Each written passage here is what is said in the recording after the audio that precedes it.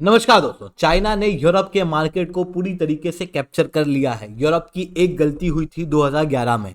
Europe ने China की railway line को अलाउ कर दिया था, जिसके बाद अब इस रेलवे लाइन के माध्यम से चाइना ने लगभग 380 बिलियन डॉलर का एक्सपोर्ट यूरोप के अंदर किया है। पूरे यूरोपियन मार्केट को चाइना ने कैप्चर कर लिया है, जिसके बाद अब यूरोप कोशिश कर रहा है चाइना के ऊपर से डिपेंडेंसी को कम करने के लिए।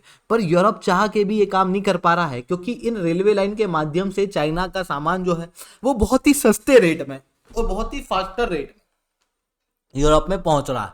वहीं दूसरी तरफ यूरोप जो है वो जमाने भर की ड्यूटी वगैरह भी लगा रहा है, जिसका बहुत ज़्यादा असर चाइना के ऊपर पड़ने नहीं वाला है। उसका एक मेजर कारण है ये रेलवे लाइन। अब दोस्तों बात आती है, मैं किस रेलवे लाइन की बात कर रहा हूँ, किस तरीके से यूरोप ने इसे अलाउ किया था। अब यूरोप क्यों अपनी डिपेंडेंसी कम करना चाहता है और चाइना ने किस तरीके से इस रेलवे लाइन के माध्यम से बिना कुछ युद्ध करे, बिना कुछ करे, पूरे यूरोप के मार्केट को कॉन्कर कर लिया है।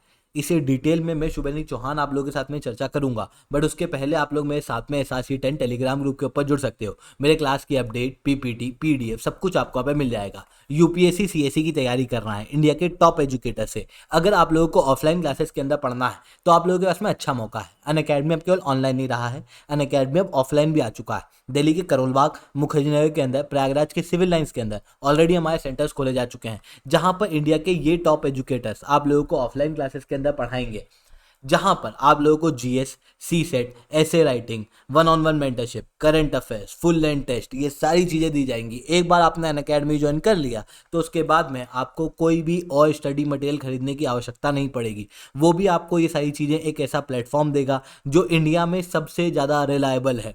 UPSC CSE 2023 के अंदर अनअकैडमी का रिजल्ट बोलता है टॉप 10 में 4 बच्चे, टॉप 20 में 50% बच्चे अनअकैडमी के थे, और टोटल 1000 में से 315 बच्चे अनअकैडमी से देखने को मिल रहे थे, जो इंडिया के अंदर बेस्ट रिजल्ट है। अगर आपको भी अनअकैडमी पे जुड़ना है तो आप बिल्कुल से जुड़ सकते हो। हालांकि आप दूसरी सारी कोचिंगों में भी इस तरीके के आंकड़े देखोगे, पर ध्यान से देखना, जो बच्चे होंगे वो टेस्ट सीरीज और इंटरव्यू गाइडेंस प्रोग्राम के ज़्यादा होंगे। बट अनअकैडमी के केस में क्या है कि ये हमारे प्लेटफॉर्म के बच्चे हैं। होता क्या है कि कोई भी बच्चा अगर UPSC की तैयारी करता है तो लगभग टेस्ट सीरीज दूसरी सारी कोचिंग से या फिर इंटरव्यू जो है उसकी प्रिपरेशन सारी कोचिंग से कर लेता है, बट प्लेटफॉर्म से सिलेक्टिवली पढ़ता है। अनअकैडमी वो सिलेक्टिव प्लेटफॉर्म है जिसे टॉपर रिकमेंड करते हैं। अगर आपको UP PCS की भी तैयारी करना है तो आप प्रयागराज के सिविल लाइन वाले सेंटर के अंदर विजिट कर सकते हो। अगर आपको घर बैठे जानकारी चाहिए तो नीचे डिस्क्रिप्शन के अंदर मैंने लिंक दी हुई है, उस लिंक को खोलना, उसे फिल आउट करना, हमारी टीम जो है वो आपको रीच आउट करेगी और कंप्लीट गाइडेंस आप लोगों को देगी। चलिए दोस्तों, अब समझने का प्रयास करते हैं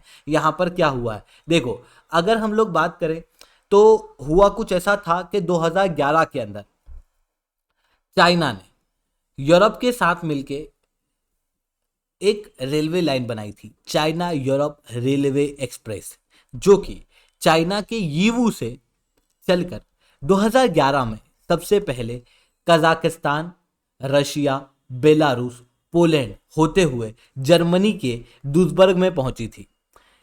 जिसके बाद चाइना की ये रेलवे लाइन से चाइना रेगुलरली थोड़ा थोड़ा सामान यूरोप के अंदर एक्सपोर्ट करता था, और उस समय पर लैपटॉप वगैरह जैसे सामान ही यूरोप में पहुंचते थे। यूरोप ने उस समय पर चाइना को क्यों अलाउ किया था? क्योंकि उस समय पे चाइना इतनी एग्रेसिव पावर नहीं हुआ करता था और चाइना से आइटम जो है वो सस्ता आ रहा था, जिसके कारण से यूरोप को लगा कि सस्ता आइटम हम लोग ले सकते हैं, और चाइना के ऊपर थोड़ी बहुत डिपेंडेंसी थी। 2014 के अंदर फिर चाइना ने बेल्ट एंड रोड इनिशिएटिव चालू किया। इस बेल्ट एंड रोड इनिशिएटिव के अंदर इंफ्रास्ट्रक्चर पे जोर दिया गया, और चाइना का इसके अंदर मेन एम क्या था याद करो। आपको याद आएगा कि चाइना का मेन एम ये है कि पूरे ग्लोबल लेवल की जो सप्लाई चेन है, जो ट्रेड रूट है, उसे रीऑर्गेनाइज किया जाए, और रीऑर्गेनाइज करके ऐसा किया जाए कि चाइना सेंटर हो। अब एक ऐसी रेलवे लाइन जो यूरोप जाती है, ग्लोबल लेवल के सबसे बड़े मार्केट में जाती है, चाइना के लिए ये रेलवे लाइन उस समय पे कितनी इंपॉर्टेंट होगी? बहुत ज़्यादा इंपॉर्टेंट थी। इस कारण से चाइना ने इसको बहुत ज़्यादा प्रायोरिटी दी, और लगातार यहाँ से फ्राइट ट्रेन जो है वो ज़्यादा जाने लगी। 2021 तक आते आते 49,000 फ्राइट ट्रेन जो है वो इस रूट पे चलने लगी, जिसके जरिए लगभग 4.4 मिलियन कंटेनर इस रीजन से पास हुए। इवन अभी आप 2024 में हो, मई 2024 के अंदर लगभग 90,000 ट्रिप्स ट्रेन ने यहाँ पर पूरी कर ली है, जिसके माध्यम से जो सामान का एक्सपोर्ट इस रीजन के अंदर हुआ है वो लगभग $380 बिलियन का हुआ है। इवन अब चाइना इसी इंफ्रास्ट्रक्चर प्रोजेक्ट को और एक्सपांड कर रहा है। ये न्यूज़ है 2024 जुलाई की, जहां पर चाइना अब मॉस्को के अंदर भी अपनी ट्रेन चलाएगा। मतलब रशिया और चाइना की भी डायरेक्ट कनेक्टिविटी जो है वो चाइना इसी रेलवे लाइन के जरिए कर रहा है, जिसके जरिए लगभग 8.7 मिलियन कंटेनर जो हैं वो चाइना के पहुंच चुके हैं यूरोप के अंदर, जिसके जरिए चाइना पे डिपेंडेंसी यूरोप की भारी मात्रा में होती हुई दिखाई दे रही है। और चाइना को ये दिख रहा है कि यार ये रेलवे लाइन है जो यूरोप के अंदर मार्केट को कैप्चर करने में मदद करेगी। ऐसी कंडीशन में चाइना भी फिर एक कसर नहीं छोड़ रहा। इस ट्रेन को और ज़्यादा मजबूत करने के लिए, इस रेलवे लाइन को और ज़्यादा मजबूत करने की कोशिश लगातार की गई है। पहले जो केवल लैपटॉप वगैरह जैसे सामान बेचे जाते थे, अब लगभग 50,000 अलग अलग वैरायटी के गुड लगभग 53 अलग अलग कैटेगरी के अंदर भेजे जा रहे हैं।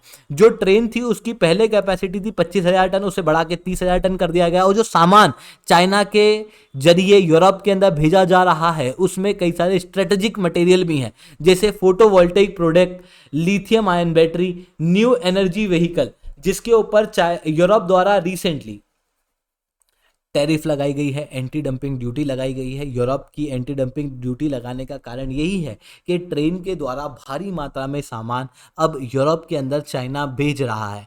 अब ये ट्रेन से ऐसा तो क्या चेंज हो गया, मतलब जो जहाज से नहीं हो पा रहा था या फिर जो ट्रेन से नहीं हो, जो हवाई जहाज से नहीं हो पा रहा था, तो देखो सीधी सी चीज ये है कि अगर मैं शिप की बात करूं तो शिप के अंदर क्या होता है, सामान स्लो पहुंचता है पर सस्ते रेट में पहुंचता है, जिसके कारण से सामान सड़ जाता है। वहीं जो एयर है उसमें सामान महंगा पहुंचता है पर फास्ट पहुंचता है। ट्रेन इन दोनों के बीच का है, जहां पर सामान फास्ट भी पहुंचता है और सस्ते रेट में भी पहुंचता है।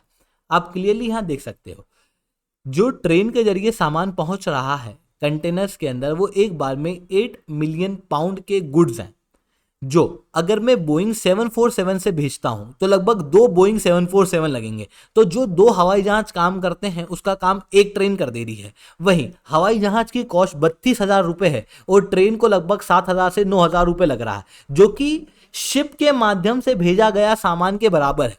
मतलब कॉस्ट लगभग शिप के द्वारा भेजे गए सामान के बराबर है, पर स्पीड फास्ट है, जिसके कारण से पूरे यूरोप के मार्केट को चाइना कैप्चर कर पा रहा है और सस्ते रेट में ज़्यादा सामान चाइना के अंदर बेच पा रहा है। चाइना का सामान ऑलरेडी सस्ता है ही और ज़्यादा सस्ते रेट में यूरोप के अंदर पहुंच रहा है, क्योंकि लॉजिस्टिक कॉस्ट जो है वो काफ़ी कम लग रही है, जिसके कारण से अब यूरोप कोशिश कर रहा है कि चाइना के ऊपर डंपिंग ड्यूटी वगैरह लगा दे। बट उससे कुछ ज़्यादा होना जाना यहाँ पर चाइना के खिलाफ है नहीं, ऐसा चाइना को लगता है, जिसके कारण से चाइना अपने इंफ्रास्ट्रक्चर प्रोजेक्ट को और ज़्यादा मजबूत करने का प्रयास कर रहा है। वहीं दूसरी तरफ यूरोप भी अपनी डिपेंडेंसी अब चाइना पे कम कर रहा है, क्योंकि चाइना एग्रेसिव होता जा रहा है ना, चाइना से दिक्कतें बढ़ रही हैं, एंटी वेस्ट के रूप में चाइना दिखाई दे रहा है, रशिया से अपनी दोस्ती को बढ़ा रहा है। ऐसी कंडीशन में यूरोप देख रहा है कि चाइना के अलावा और कौन सी कंट्री है जो एक बड़ा एक्सपोर्ट कर सकती है सस्ते रेट में, जहां पर सस्ता लेबर वगैरह मिलता है, तो वो चीज़ इंडिया देखने को मिलती है। ऐसी कंडीशन में चाइना की इन्हीं चीज़ों को रिप्लेस करने के लिए इंफ्रास्ट्रक्चर प्रोजेक्ट यूरोप और इंडिया के बीच में बनाए जा रहे हैं। जैसे एक मल्टी मॉडल प्रोजेक्ट है जिसके अंदर रेलवे लाइन का भी प्रयोग किया जाएगा, India middle east economic corridor, वहीं इंटरनेशनल नॉर्थ साउथ कॉरिडोर जो कि मेनली रेलवे लाइन के लिए ही जाना जा रहा है। रिसेंटली कोल को भी यहाँ पर ट्रांसपोर्ट किया गया है, ये भी इंडिया को कनेक्ट करता है। बट आप समझने का प्रयास करना, ये जो कॉरिडोर्स हैं ये केवल इनिशियल स्टेज में है। वही चाइना का कॉरिडोर लगभग 2011 से आज तक चल रहा है, 13 वर्ष हो चुके हैं। बेल्ट एंड रोड इनिशिएटिव के तहत और ज़्यादा फ्लाइट जो है वो ट्रांसपोर्ट होने लगी है। ऐसी कंडीशन में इमीडिएटली इंडिया चाइना को रिप्लेस नहीं कर पाएगा, जिसके कारण से यूरोप का मार्केट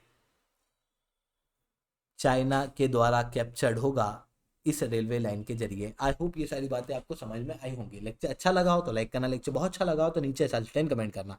यूपीएससी सीएससी की तैयारी करना, इंडिया के टॉप एजुकेटर से ऑफलाइन क्लासेस के अंदर जुड़ना है तो आप लोगों के पास में अच्छा मौका है। अनअकैडमी अब केवल ऑनलाइन ही रहा है, अनअकैडमी अब ऑफलाइन भी आ चुका है। दिल्ली के करोलबाग, मुखैना के अंदर, प्रयागराज के सिविल लाइन्स के अंदर ऑलरेडी हमारे सेंटर्स खोले जा चुके हैं। अगर आपको हमारे सेंटर के बारे में जानना है तो इस वीडियो को एंड तक देखना।